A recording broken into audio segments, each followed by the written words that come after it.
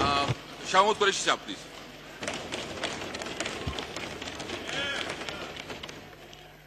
जनाब स्पीकर, मोहतरम कायदे हिज़्ब इख्तिलाफ ने एक नुक्ता उठाया है। तय ये हुआ था, if I am not wrong, और परवेज खटक साहब और दीगर मोअज़्ज़ज़ मेंबरान ऑपोजिशन के साथ ये बात तय हुई थी कि बजट पर कायदे हिज़्ब इख्तिलाफ जो अमेंडमेंट बिल पेश किया जा रहा है, फाइनेंस अमेंडमेंट बिल, उस पर इजहार फरमाएंगे और उसके बाद वजीर खजाना अपना नुक्ता नजर पेश करेंगे। लेकिन कायदे हिज़्ब इख्तिलाफ ने मुनासिब समझा कि वह साहिवाल के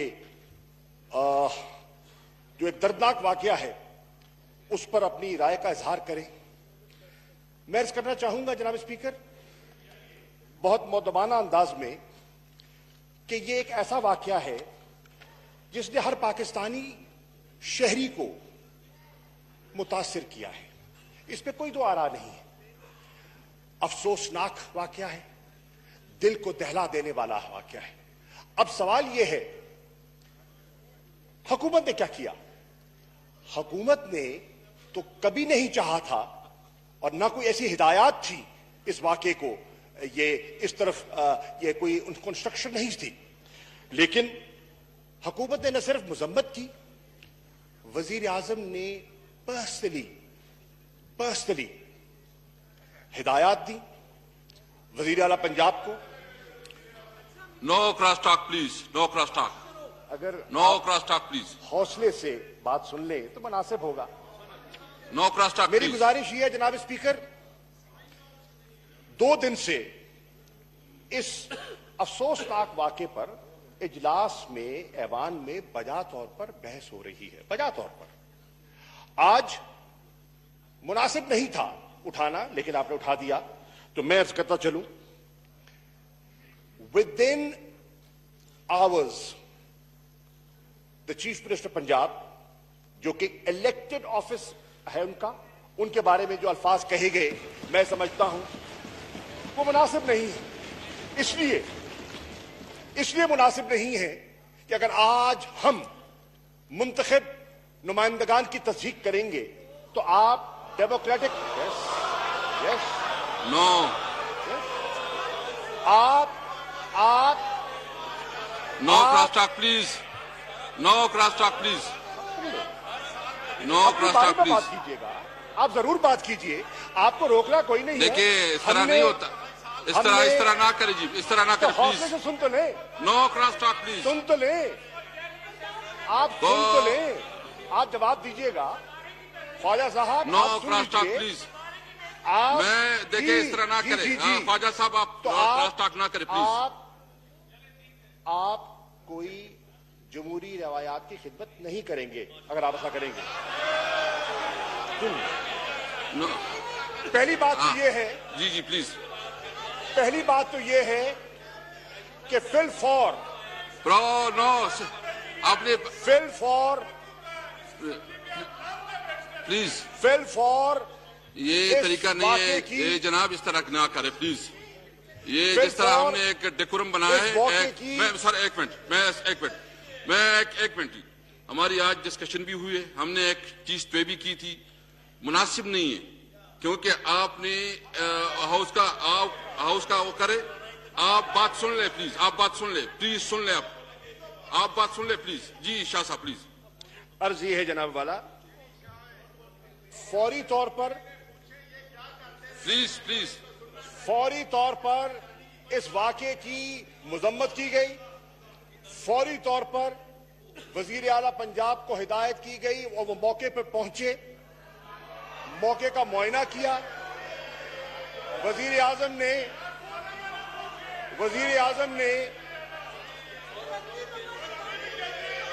प्लीज जनाब स्पीकर, नो प्लीज।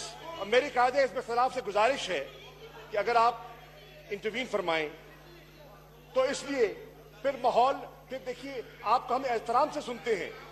अगर आप अपने बेंचेस को फौरी तौर पर न सिर्फ मजम्मत की गई, मौके पे पहुंचे, वजीर आजम ने कहा कि 72 घंटों के अंदर मुझे उसकी रिपोर्ट चाहिए। जेआईटी तश्कील पाई गई, जेआईटी ने अपना काम मुकम्मल किया और जेआईटी ने पूरे हालात वाकयात का जायजा लेने के बाद, एविडेंस रिकॉर्ड करने के बाद इस नतीजे पर पहुंची कि वो जो खलील फैमिली थी वो बेकसूर थी, इनोसेंट थी और उनको बिल्कुल हम समझते हैं कि कत्ल किया गया। अब जनाबे वाला मैं उसकी भी वजाहत कर देता हूं, राणा साहब अब इसकी वजाहत कर देता हूं। उन्होंने बिल्कुल 30 दिन नहीं मांगे। उन्होंने जो वो 3 मासूम थे, वालिद, वालिदा और 13 साल बच्ची, उनका एग्जामिनेशन के बाद इस नतीजे पर पहुंचे कि they had nothing to do with any crime, no were they terrorist, they were innocent citizens of Pakistan और उनको नाहक मारा गया। अब जनाबे वाला माजी की तरह हुकूमतें चीजों को दबाने की कोशिश करती रही। इस हुकूमत ने दबाने की कोशिश नहीं की, बिल्कुल दबाने की कोशिश नहीं। कोई पर्दापोशी नहीं की गई। किसी सरकारी अफसर को प्रोटेक्शन देने का न मकसद था, न है, न होगा। वजीर आजम ने कहा, वजीर आला ने कहा कि जो कसूरवार है उसको कटहरे में खड़ा किया जाएगा और करार वाक़ई सजा दी जाएगी। ये हमारा असूली मौक़िफ़ है, क्योंकि हम समझते हैं कि इंसाफ हर पाकिस्तानी शहरी का बुनियादी हक है और हर शहरी का हक जो है उसका तहफ़्फ़ुज़ करना मुंतखब ऐवान का और नुमाइंदगान का फर्ज है और इंशाअल्लाह हम करेंगे। जनाबे वाला, हमने किसी कल्प्रिट को, किसी कसूरवार को प्रोटेक्ट करने का न इरादा था न है। बिल्कुल ये गवर्नमेंट की पॉलिसी है। जो हकायक हैं वो कौम के सामने रखे जाएंगे, ऐवान के सामने पेश किए जाएंगे और जो कसूरवार है उसको सजा दी जाएगी। जनाबे वाला, ये भी फैसला किया गया और वाज़ेह हिदायत थी कि शफाफ तरीके से, ट्रांसपेरेंट तरीके से पूरी इन्वेस्टिगेशन की जाए। और जो मोहतरम राणा साहब फरमा रहे थे कि वक्त मांगा है, उन्होंने इन 3 मासूम हजरात के नतीजे पे पहुंचने के लिए वक्त नहीं मांगा। जीशान साहब जो हैं उसके बारे में उन्होंने कहा कि मजीद हमें तहकीक की जरूरत है और वो हो रही है। सुन लीजिए, नो क्रॉस टॉक, लेकिन उसके बावजूद, नो क्रॉस टॉक प्लीज, उसके बावजूद, आप प्लीज बैठ जाएं। उसके बावजूद जनाबे वाला तशरीफ रखें, प्लीज तशरीफ रखें। यहां तक कहा गया, प्लीज यहां तक कहा गया कि हम प्लीज कोई पर्दापोशी नहीं करना चाहते। हम हमारी जो मीडिया है उसको भी नो प्लीज नो ब्रीफ करने के लिए तैयार है और इन कैमरा ब्रीफिंग देने के लिए भी तैयार है, ताकि सारे हकायक उनके सामने आ सके। और सारे हकायक जब सामने आएंगे तो तब पता चलेगा कि कौन जिम्मेदार है और उस पर क्या कार्रवाई होनी चाहिए।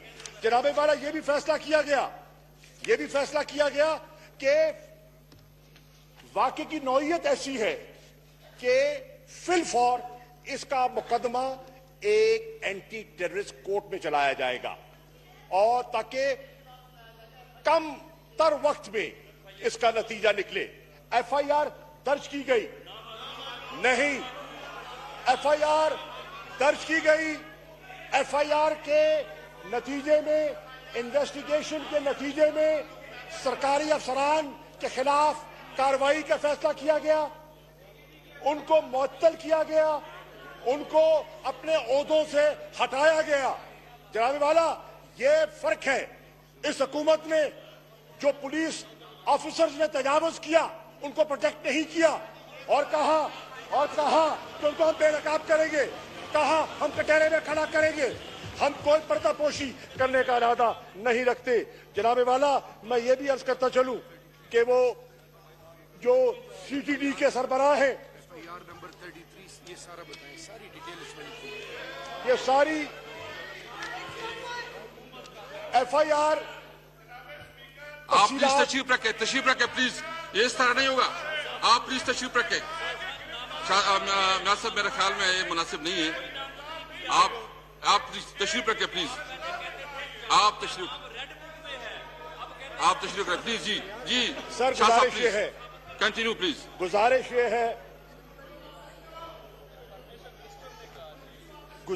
है आप प्लीज नो क्रॉस टॉक। मैं आपको और इस जबान को मुतले करना चाहता हूं और एतमाद में लेना चाहता हूं। किसी कसूरवार को नहीं बख्शा जाएगा।